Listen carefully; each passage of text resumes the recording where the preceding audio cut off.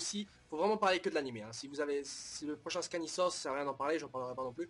Je les suis de manière assidue, mais je fais pas de review là-dessus. Peut-être quand Naruto sera terminé, qui sait. Mais dans tous les cas, là pour l'instant, je préfère parler de l'unité que parler de l'animé, juste pour cette fois-ci, en tout cas, et peut-être pour les fois suivantes, en tout cas pendant encore un moment.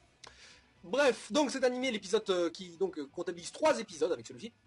Donc 3 épisodes qui au final ont une qualité similaire, hein, je veux dire les 3 épisodes sont assez plaisants à voir et surtout c'est un petit côté bon enfant assez rigolo parce qu'encore une fois avec cet épisode on comprend que Meliodas c'est un putain de pervers parce que le mec est aussi un pro parce que le mec il arrive à plotter les fesses de la meuf et lui enlever son sous-vêtement comme ça facile ni vu ni connu quoi. Je veux dire le mec, d'ailleurs c'est marrant parce que la meuf elle avance comme ça, Elisabeth elle avance comme ça tranquille et Meliodas il est là, oui je te touche le cul, ouais c'est normal. Normal hein, je veux dire tout va bien, mais bon il faut vraiment vous habituer parce que le mec il va le faire ça plusieurs fois. Et cet épisode introduit donc un nouveau sins, enfin un nouveau péché, comme on a traduit en français, mais je préfère dire sins, un nouveau sins, qui est, je sais que c'est sin, mais je préfère dire sins. Bon, un nouveau sin, ok. Donc le péché, donc le serpent de la jalousie là, le serpent de la jalousie, on va dire ça, ouais.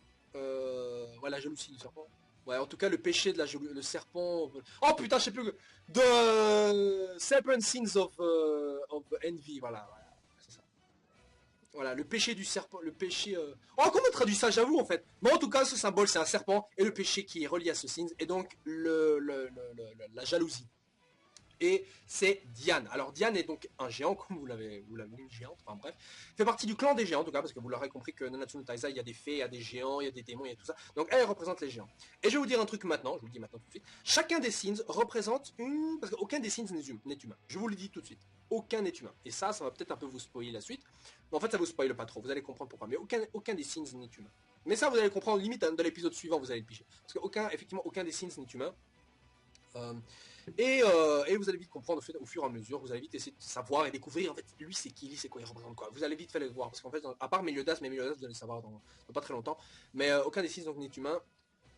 Enfin allez, si, ils sont quand même humains, allez, ils sont humains, bon j'exagère, c'est vrai que je m'embrouille un peu, c'est pas dit comme ça dans le manga, mais ouais bon peu importe, mais en tout cas les signes en fait chacun d'entre eux a un petit côté qui ont une apparence humaine, mais au final ils sont pas si humains que ça, c'est ça qui leur rend un peu plus spécial, voilà. Spéciaux, ouais. Dans tous les cas, donc on découvre Diane, donc qui est un géant, donc dans la forêt où ceux-ci se sont donc aventurés, une forêt donc où il n'y a pas grand-chose, il n'y a pas un petit tour où il y a des doubles. Je sais même plus si ce passage-là était en manga, à mon avis, oui. Mais ce passage, cet animé-là, enfin cet épisode-ci, pardon, m'a fait comprendre à quel point le petit porc il était trop mignon. D'ailleurs, j'étais là, putain, Guild Hunter, t'as foutu un coup de pied à Hawk, là, c'est quoi? D'ailleurs, je comprends toujours pas la logique d'appeler un porc Hawk. Alors Hawk, ça veut dire pas ça en anglais. Je vous laisse voir ce que ça veut dire Hawk, mais ça veut pas dire porc. Limite l'appeler Porky, ça aurait été rigolo. Mais non, il est trop mignon le petit cochon, j'aime pas qu'on lui tape dessus. Enfin bref, dans tous les cas, Diane qui est introduite dans cet épisode-ci, et si vous ne comprenez pas pourquoi elle représente la jalousie, vous allez vite le comprendre. Et c'est aussi un des signes que j'aimais pas trop au début. Hein, je vais vous le dire, dans le manga en fait elle a l'air bien plus agressif et méchante que ça. Mais dans l'animé, il lui rajoute un petit côté mignon, enfin un petit côté fille comme ça, c'est fragile, qui est correct parce que c'est plus ou moins ça qu'elle aura par la suite. Mais ça vous vous en doutez. Mais c'est un des signes que j'aimais pas au début, mais que j'ai appris à aimer et qu'au final j'aime beaucoup. C'est un de mes signes préférés. Après, vous savez qui. Hein. Le premier, enfin les 2 premiers, vous savez c'est qui. Hein. Non, en fait les 3 premiers, les 5 premiers. En fait non, Sin c'est la celle que j'aime le moins. Non, mais dans tous les cas, je l'aime bien Diane. Je l'aime bien Diane. Vous allez voir pourquoi. Vous allez vite comprendre quels sont ses pouvoirs parce que vous avez vite compris que sa force est herculéenne et je vais vous le dire tout de suite, sa force physique est supérieure à celle de Meliodas, ce qui est logique en même temps. Mais en tout cas, elle fait partie du clan des géants, on ne sait pas encore pourquoi elle est là, vous allez pas vite comprendre. Et aussi, c'est un des signes dont on ne sait encore pour l'instant pas vraiment quel est le crime. En fait, il y en a 2, voire 3 en fait, techniquement. Mais c'est vrai que c'est un des signes qu'on ne sait pas vraiment exactement quel est le crime qui va mener là, parce que tous les signes, effectivement, sont d'anciens criminels à la base. Et chacun d'entre eux ont commis donc un grand péché. C'est pour ça que d'ailleurs que ce sont les 7 Deadly Sins, qu'on les appelle comme ça, parce qu'ils ont tous commis un péché qui est lié donc avec le péché qui leur a été affilié. Par exemple, Meliodas, c'est celui de la colère, vous allez savoir pourquoi. Diane, c'est celui de la jalousie, je ne sais pas pourquoi moi-même, mais je commence à comprendre en fait au fur et à mesure du scan, enfin du manga, pardon, j'imagine, je sais pourquoi plus ou moins on lui attribue celui-là. Et de toute façon, il y a des flashbacks qui concernent Diane, mais qui sont liés à d'autres signes aussi. Mais bon, ça vous allez comprendre. On verra dans la suite aussi. Bref, cet épisode-là donc nous montre à quel point aussi Guild Hunter, parce qu'il y a un combat entre les deux dans cet épisode, Guild Hunter est très fort vu que c'est un peu le grand leader, pas le guerrier sacré le plus puissant, vous l'aurez compris, parce qu'il y a 2 types de guerriers sacrés. Les chevaliers sacrés classiques, il n'y a que Guild Hunter pour l'instant, parce que le premier qu'on a vu dans l'épisode 1, c'était pas un chevalier sacré, c'est pas un Holy Knight, donc c'était un apprenti, on va dire. C'est un apprenti, mais c'était pas un véritable Holy Knight, donc vous voyez à quel point l'apprenti était lui-même fort. Mais Guild Hunter, lui, c'est un autre niveau, vous l'avez vite compris. Guild Hunter, donc hyper charismatique, ce mec, je l'adore, j'adore sa voix, j'adore ce type, j'adore la foudre. Et le mec, donc, il arrive à blesser Meliodas. Mais bon, vous l'aurez compris que Meliodas, il n'a pas été vaincu. Et si vous n'avez pas vu jusqu'à la fin de l'épisode, bah, regardez la fin de l'épisode, parce que si vous n'avez pas compris, après le ending, il y a d'autres scènes encore. Et dans ces scènes, par exemple, on a vu Diane qui a été introduite vite fait, et on voit donc Meliodas se relever après le coup en traître vite fait, que lui a fait donc Guild Hunter, n'est-ce pas, un coup en traître. Mais donc Meliodas se relever après avoir compris qu'il y avait deux autres Sins qui étaient pas loin. Il y en a un donc qui est emprisonné, qui est donc prisonnier dans une prison, dans un château pas très loin de là, j'imagine, et un deuxième qui est mort, visiblement les combattants. Alors j'imagine que Meliodas, Elisabeth et Diane, j'imagine maintenant, vont aller donc les voir, s'ils sont encore en vie ou pas, mais vont aller voir en gros le château et l'endroit où l'autre mort, j'ai oublié c'était où, enfin bref, pour voir un peu s'il y a des indices pour chercher donc évidemment les autres Sins.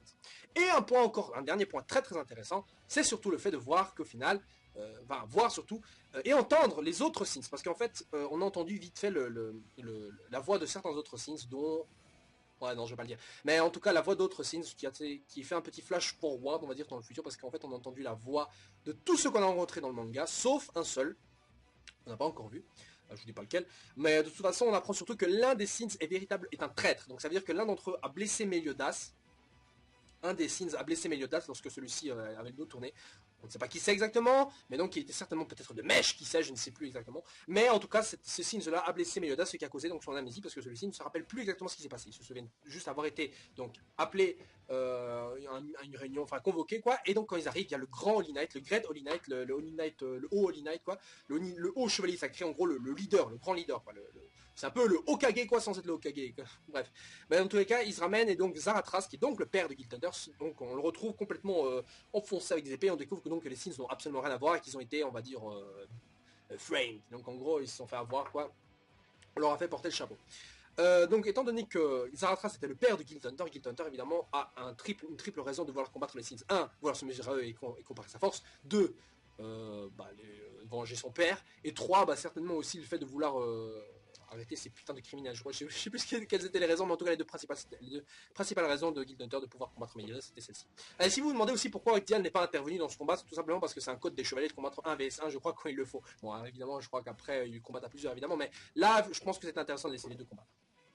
Bref, Diane, que dire sur Diane d'ailleurs? Diane, c'est un peu un géant, vous avez compris, elle est amoureuse du capitaine, et ça c'est une relation, un triangle amoureux entre elle, le capitaine et Elisabeth, qui va plus ou moins se développer. Alors là, vous allez dire, quoi, tu me spoil? Elisabeth, elle est amoureuse de Meliodas, c'est ça? Mais, je veux dire, même si je vous dis ça, ça vous spoil absolument rien. Soyez sérieux. Et un triangle amoureux, c'est pas forcément l'un amoureux de l'un et qui est amoureux de l'autre. C'est aussi parce que l'un est amoureux de l'un et amoureux de l'autre, et l'autre il n'est pas amoureux de personne. C'est un peu comme dans Naruto, Sasuke et Sakura. C'est un triangle amoureux alors que Sasuke lui il n'aime ni Naruto ni Sakura. Enfin bref, mais vous voyez ce que je veux dire.